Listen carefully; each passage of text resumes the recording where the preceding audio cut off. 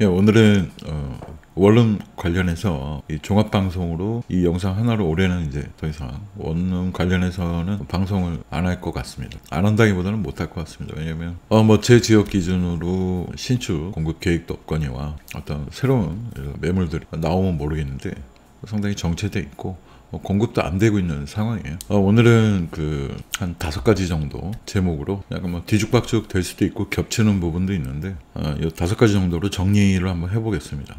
유튜브 보다 보면 이것만 알면 이것만 하면 된다는 식의 그런 방송들이 많은데 그런 거는 사실 없죠. 이것도 알고 저것도 알아야 되고 이것도 하고 저것도 해야 됩니다. 쉽게 되는 건 없고요. 하지만 또 못할 만한 것도 아닙니다. 5가지 가치가 높은 이유와 원룸은 많이 있는데 서로 가치가 높은 게 있고 낮은 게 있는 이유와 또 그 가치는 무엇으로 결정이 되는지 저는 그걸 이제 운영 방식이라고 생각을 하고요. 원룸은 단순히 어떤 월세 소득, 그러니까 엄밀히 하면 이것도 사업 소득인데 사업 소득과 자본 소득이 결합이 된 게 진정한 원룸의 가치가 아닌가 저는 그렇게 보고 있습니다. 그 다음 이제 중요한 게 선택할 때 지역보다는 입지와 종류에 대해서 한번 말씀을 드리고요.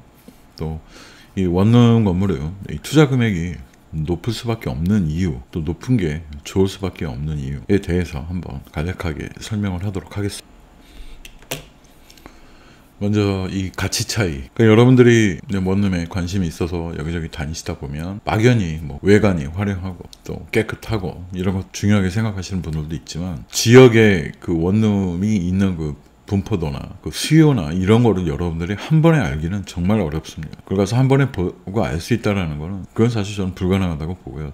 의지할 수 있는 게 이제 공인중개사나 그분들의 얘기에 의지를 해야 되는데 그것 또한 중개사의 말만 믿고 결정하기는 더더욱 어렵습니다. 그러니까 이 가치 차이가 언제 결정이 나냐면은 여러분들이 처음부터 분간할 수 있는 거는 기본적인 것밖에 없죠. 거의 같은 가격인데 한 곳은 관리 상태가 더럽고 이러면 그 정도는 구분이 되겠지만 훗날 미래를 5년이 됐든 10년 후가 됐든 같은 지역이라도 이 가격 차이가 또 벌어지는 일이 생기거든요. 그걸 한 동네에서 비교를 하면 안 되고요. 그러니까 여러분들이 어디에 거주하시든 거주지 위주로 이렇게 선택을 하시면 안 되는 이유가 거기에 있는 거예요. 물론 수요는 전국적으로 발생하는 건 맞아요. 하지만 집중적으로 몰려 있는 것은 다 정해져 있죠. 그러니까 어느 지역들은 이게 흘러가는 수요가 되게 많은 곳이 있죠. 들고나고 되게 많고 어느 지역은 계약도 1년 계약이 아니라 6개월 계약하는 곳들, 특히 대학가들 방학 때는 월세 부담되니까 1년 계약 중에 9개월만 계약이 되는 경우도 있고 심지어는 중간 한두 달은 또 빠지고 정상적이지 않은 그런 계약을 하는 그런 것도 많습니다. 여러분들이 그거를 파악하기 좀 어렵죠. 이 원룸은 공사를 어떻게 했느냐도 상당히 중요하고 혹시 건물 하자 이런 거 발생 안 하는 것도 중요한데 그거를 여러분들이 소유하기 전에는 절대 알 수가 없어요. 파는 사람들이 그걸 솔직히 오픈할 것도 아니고. 그렇기 때문에 이 가치 차이가 나는 이유는 초창기에는 알 수가 없고 여러분들이 운영하시다 보면 어떤 노하우가 쌓여서 아시게 되는데 그렇기 때문에 이 가치 차이가 높은 지역이 있고 높은 입지가 있고 가치 차이가 별로 변하지 않는 그런 입지가 있고 합니다. 그러니까 그런 부분은 이게 막연히 제가 설명을 솔직히 저도 드리기가 좀 어렵습니다. 어떤 케이스 바이 케이스 건으로 이렇게 혹시 문의를 주신다 그러면 제가 좀 제 나름대로 분석을 해 드릴 수 있는데 그러니까 가치 차이는 이 정도 하고 넘어가고요. 이제 가치를 결정하는 것. 여러분들이 입지나 어떤 걸 선택을 해서 어느 건물주가 되셨을 때 이것의 가치를 떨어뜨리느냐 아니면 높이느냐는 여러분들이 하는 방식인데 그건 이제 운영 방식에 따라 결정이 좀 많이 됩니다. 그러니까 막연히 운영 방식이라면 좀 애매할 수 있는데 여러분들도 대충 아시겠지만 원룸을 갖고 계시면 이제 주변 부동산에서 사진을 찍어가고 직방, 다방, 한방 이런데 광고를 올리죠.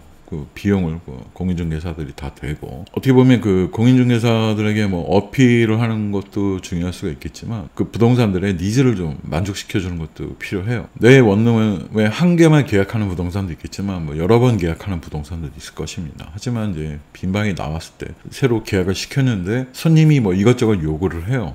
근데 이 핑계 저 핑계 대면서 그건 대충 써라 이런 식으로 나가면은 부동산들 뇌리에는 이 건물주는 피곤한 건물주를 낙인이 찍히게 됩니다. 정말 방이 없어서 손님은 넘치고 방이 없다고 하면은 그냥 계약을 뭐 와서 시키겠지만 이게 뭐 상황별로 계절별로 이렇게 좀 수요와 공급이 이렇게 안 맞는 타이밍도 있어요. 그럴 땐 철저히 외면을 당하겠죠. 내가 넣은 손님은 나중에 입주하고도 그 컴플레인을 그 부동산에 하게 됩니다. 부동산 입장에서는 그 손님이 이 원룸을 떠나 다른 곳을 갈 때 또 한 번의 고객이 될 수가 있는데 그걸 놓치게 되는 거예요. 결국 건물주 때문에. 뭐 대표적인 게 이제 뭐 도배, 청소, 어떤 뭐 하자 그런 거를 손님이 생애 최초로 원룸에 나와서 하는 걸 수도 있습니다. 그러면 얼마나 부모님 곁을 떠나서 또 얼마나 나름대로 그런 계획이 있고 설레임이 있을 텐데 그걸 그 시작부터 김세게 하는 거예요. 거기서부터 이제 건물주에 대한 인상이 처음부터 나빠지는 거예요. 요즘 뭐 젊은 세대들도 그렇고 뭐 30대도 그렇고 이렇게 막 비대면이 익숙해져 있는 그런 만약 세대다고 하면은 스타트가 나쁘다 보면은 나갈 생각만 하게 될 겁니다. 살면서 계속 직방나방 보고 더 좋은 곳이 있지 않을까. 이게 운영을 한다는 게 임차인은 선생님이 나한테 돈을 내는 그런 어떤 수단으로만 봐서는 안 되고요.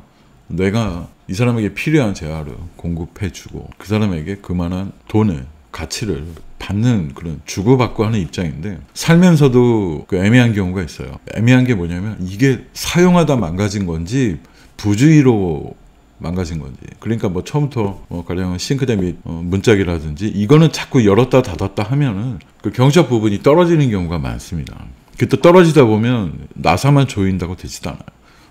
정말 많습니다. 그런 화장실에 그 세면 연결 부위가 물이 살 수도 있고 왜냐하면 원룸 구조상 화장실이 그 환기가 잘 되지가 않아요. 그러다 보면 습기가 차고 하면 녹이 슬고 뭐 그런 거 비용이 그렇게 큰 비용은 안 들지만 또 건물주 입장에서는 스트레스가 여러 개다 보니까 그런 거를 막 부담스러워 하시는 분들도 있는데 그걸 뭐 매년 고치는 부위도 아니고 그거는 정말 길게는 5년 10년도 쓰는 거지만 재수가 없으면은 설비 당시에 조금 느슨하게 했다든가 맞지 않게 장착을 해서 발생할 수 있는 그런 문제인데 그런 것들을 그 살고 있는 분들의 그 불편은 생각하지 않고 돈 들어가는 것만 너무 그 소탐대시를 한다고 하죠. 이거는 뭐 제 자랑거리는 아니지만 저희 그 구독자분들 중에 몇 분이 원룸을 갖고 계신데 그분들이 관리하시는 거 보면 정말 모범적인 관리를 하고 계세요. 부착을 잘못하는 경우도 있겠죠. 약간 좀 안 좋은 불량품을 장착을 해놔서 뭐 여러 군데 교체를 하게 되는 경우도 있고 교체할 때마다 비용이 발생을 하니까 하지만 그런 거를 그냥 임차인들이 요구하면 해주고 뭐 미리 또 먼저 고치기도 하고 뭐 그렇게 운영을 하시는 분들이 있고 그 원룸의 이렇게 가치는 계속 좋아질 수밖에 없는 겁니다. 그분들이 그때 산 가격보다는 지금 이미 훨씬 더 높은 가격에 형성돼 있고요. 지금이야 뭐 매도 시점이 절대 아니기 때문에 앞으로도 계속 갖고 있는 게 더 이익이기 때문에 그런 생각을 안 하시겠지만 그 가치라는 거는 저는 그래요. 이 어떤 매물을 소개했을 때 정말 이거는 중개를 하고 나서도 후환이 없겠다라는 매물을 하고 싶어요, 사실. 근데 공인중개사들이 그걸 대충은 압니다. 저 건물이 어떤 건물이라. 저도 뭐 여기 뭐 100여 군데 원룸을 알고 있지만 속속들이까지는 모르지만 저 건물에 진짜 큰 하자가 있는 건물들도 꽤 있고 겨울에 막 고드름 생기고 일단 엉뚱한데 고드름이 생긴다는 것 자체가 누수가 심하다는 거죠. 다 있어요. 하지만 뭐 그냥 대충 뭐 팔구보잔식으로 넘기는 경우도 있기 때문에 정말 이 추천할 만한 매물을 고르는 게 쉽지는 않은데 지금까지 뭐 대부분 성공적인 보유들을 하고 계시고 잘 운영들 하고 그렇게 운영을 한 1년, 2년 쭉 해가다 보면은 5년, 10년 후에는 그렇게 안 한 건물들과 차이가 확연합니다. 제가 말씀드리는 건 바로 그거예요. 가치를 결정하는 건 그 운영 방식에 있다. 큰 노하우가 있는 것도 아니고 성의만 있다면 그런 포용심과 아량만 있다면 가능한 게 운영 방식입니다. 자, 원룸은 이제 사업소득과 자본소득이라고 늘 제가 다른 영상에도 말씀을 드렸는데 뭐 사업소득은 아시다시피 나오는 월세이고 이 자본소득은 말 그대로 그 토지 가치와 그 건물 가치가 늘어나는 것이죠. 모든 원룸들이 그런 건 절대 아닙니다. 특히 주거지역에 있는 원룸들, 특히 다중주택들, 시내에 있지만 근생을 원룸으로 개조해서 쓰고 있는 것들은 절대 가치가 늘어날 수가 없습니다. 혹시 뭐 더 받고 팔 수는 있을지언정 그거를 속이고 팔았을 때 응당 그 책임을 져야 되는, 고지를 안 하고 팔았을 때는 그건 상대를 속인 것이기 때문에 건축법상 하자가 있는 것 자체가 얼마나 큰 위험인지 그걸 인식하셔야 됩니다. 이 방송을 보시는 분들은 돈이 부족하다고 해서 다중주택을 사는 건 차선의 선택이 아니고 최악의 선택이죠. 혹시 이 방송 보시는 분 중에 다중주택 갖고 계신 분이 있을 수도 있는데 제가 몇 번 그런 댓글을 봐가지고 그래서 소용은 없습니다. 그렇다고 해서 제가 방송에서 그 얘기를 안 하진 않아요. 다중주택 취사는 불법입니다. 자, 땅의 가치라는 거는 우리나라가 땅값이 이렇게 막 하락을 한 적이 거의 없어요. 그냥 뭐 IMF 때 잠깐, 금융위기 때조차도 보합세였고 그 이후로 꾸준히 올랐습니다. 하지만 주거지역과 상업지역의 그 차이는 점점 커지고 있습니다. 의정부만 하더라도 주거지역이 뭐 500, 상업지역이 8, 900. 지금 주거지역 아직도 8, 900, 한 2, 300 올랐죠. 상업지역은 지금 뭐 3천만 원 이상을 합니다. 그 정도로 차이가 납니다. 그렇기 때문에 이 자본소득이라는 건 바로 토지를 말씀드려요. 건물은 어차피 감가상각이 되기 때문에 큰 적은 없습니다만 그래도 중요한 게 뭐냐면 상업지역에 갖고 계신 분들은 방 개수가 토지 면적 대비 월등히 다르다는, 그렇기 때문에 원룸은 반드시 사업소득과 자본소득을 결합해서 가는 게 저는 맞다고 생각합니다. 또 그렇게 결정을 하셔야 돼요. 자금이 부족하시다면 다른 방법을 통해서 뭐 형제끼리 공동 투자를 한다든지, 이 원룸은 공동 투자를 해도 전혀 문제가 될 게 없습니다. 집은 이렇게 딱딱 나눠지고 그 세대수 관련해서 얼마든지 그걸 공유하고 나눠 쓸 수 있는 그런 계약서를 작성할 수 있기 때문에 부족하시다고 혼자 하시려고 엉뚱한 걸 선택하는 것보다는 좋은 물건을 선택하시죠. 좀 그렇게 말씀드리고 싶네요. 지역보다는 제가 입지와 종류를 썼는데 지역이라는 건 이런 겁니다. 뭐 무조건 서울에 있으면 좋다. 아니죠. 서울에 얼마나 많은 다중주택과 방쪽액이란 원룸들이 얼마나 많아요. 등급에 나타나지도 않아요. 표시도 안 됩니다. 지금같이 뭐 유튜브, 인터넷이 발달된 세상에 거주자가 알고 신고하는 경우도 제가 있다가 누누이 말씀, 그것 때문에 파시는 분들도 있어요. 어떻게 보면 화가 나죠. 다른 데도 아니고 살고 있는 임차인이 사진 찍어서 구청에, 시청에. 그래서 입지와 종류는 뭐냐면, 종류는 반드시 그런 다중, 그 다음에 근생, 방쪽에게 한 걸 빼야 나머지 종류를 말씀드리는 거고, 입지는 이겁니다. 옆에 큰 건물, 막 높은 건물들 사이에 껴있는 원룸, 얼핏 보면 막 되게 좋을 것 같지만 그렇진 않아요. 만약 상업지역인데 입지는 좋은데 주변 건물들이 이렇게 낮은 건물들이 많은 데 있는 게 있어요. 이거는 진짜 5년 후에 10년 후에 거기가 어떻게 개발될지 몰라요.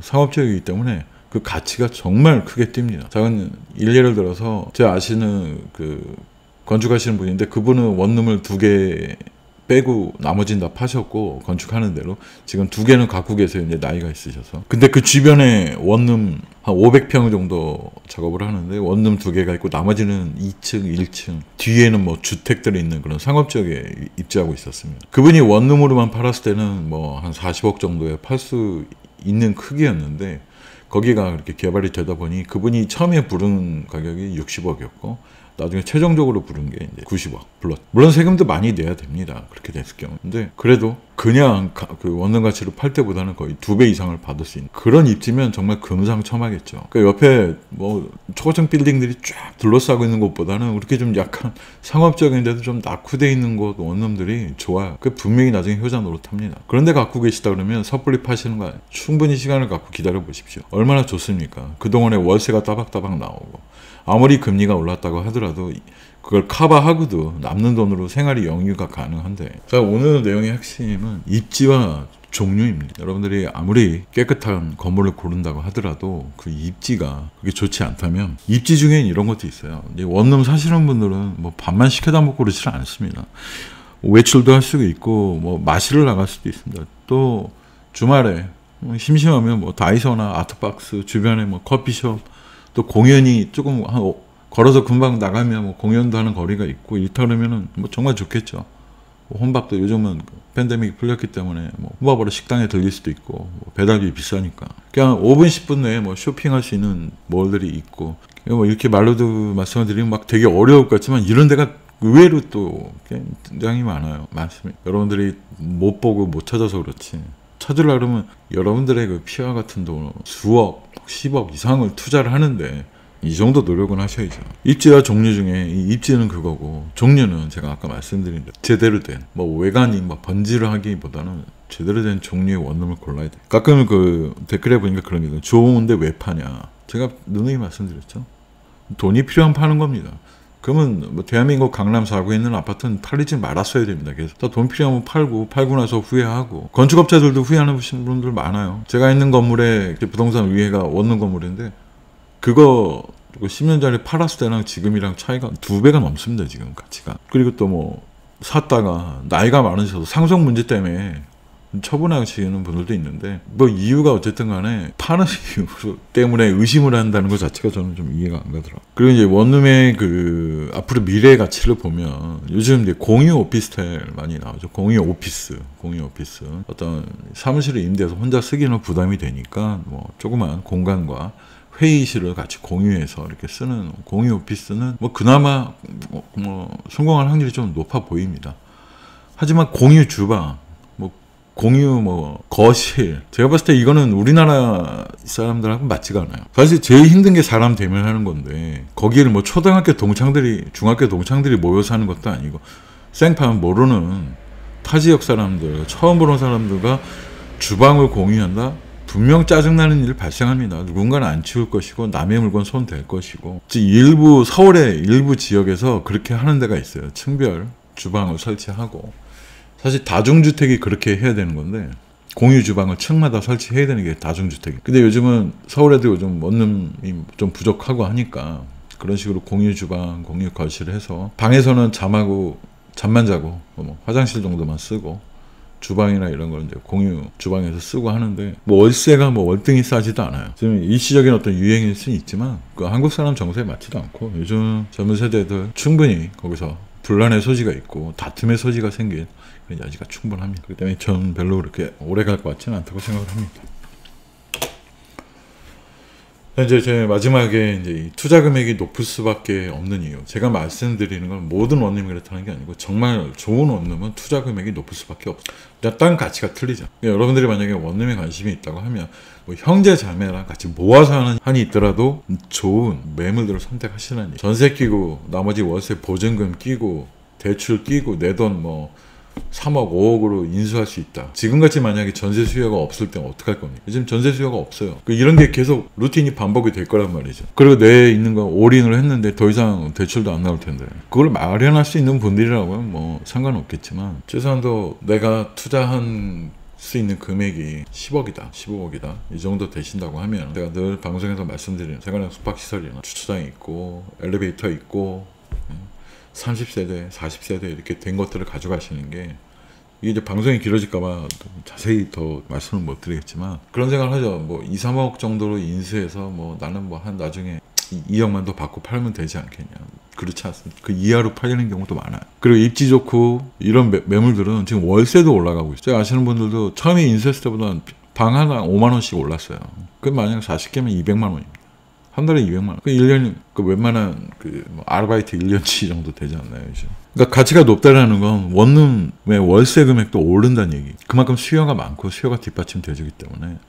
물론 지금 전세 수요는 공통적으로 많지가 않습니다. 거의 없다시피 하는데, 그러니까 월세 수요는 아직도 여기 많고, 월세들도 옛날에 42, 43, 45 하던 것들이 지금 50, 48 이렇게 받고 있습니다. 3만 원에서 5만 원씩 올랐어요. 그리고 청소비 들어갈 때 청소를 해줬기 때문에 나갈 때 청소비 다 물고 나가고요. 훼손된 거 다 받고, 그거는 워낙 공통적이에요. 그러니까 여러분들이 어떤 원룸을 관심이 있어서 원룸 사업을 하고 싶다고 하시면은, 여러분들이 장사를 하거나 사업체를 운영하는 것처럼 이것도 사업이라고 생각을 하시고 달려들어야 돼요. 공부도 하셔야 되고요. 세무사를 정해놓고 맡겨만 놓을 게 아니라 어떻게 내가 세금을 얼마큼 내는지도 공부를 하셔야 돼요. 이거는 여러분이 혹시 자녀한테 물려줄 수도 있는 거기 때문에 정말 좋은 공부가 됩니다. 장사를 잘하는 것도지만 절세를 하는 방법도 되게 중요하거든요. 그거를 단순히 아파트처럼 무슨 거주지간 얼마 해서 1주택 양도세 없이, 아니면 그 정도는 누구나 할 수 있는 거지만, 이 원룸을 운영하시다 보면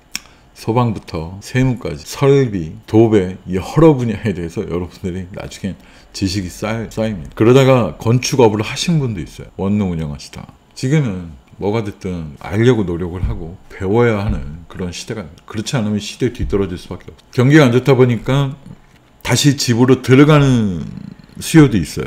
원룸에 살다가. 하지만 독립을 해서 나오는 수요가 더 많습니다. 앞으로도 계속 나올 것이. 뭐 인구는 준다고 하지만 그 인구가 줄었을 때 가장 타격을 받는 건 아파트겠죠. 아파트 얘기는 이제 하지 않겠습니다. 제가 이제 오늘 원룸 관련해서 좀 종합적으로 얘기하다 보니까 또 방송이 좀 길어졌는데 혹시 문의가 있으신 분들은 셋 중에 아무거나 보내주시면 성심껏 답을 해드리겠습니다. 뭐 어떤 매물을 봤는데 이게 괜찮은지 정도. 제가 모든 걸 알고 있지는 않지만 그래도 여러분들께 도움이 될 수 있는 것 몇 가지는 짚어드릴 수 있다고 생각을 하기 때문에 구독자분들이라면 얼마든지 환영을 합니다. 자, 여기 긴 방송 봐주셔서 감사드리고요. 다음 시간에 또 뵙도록 하겠습니다. 감사합니다.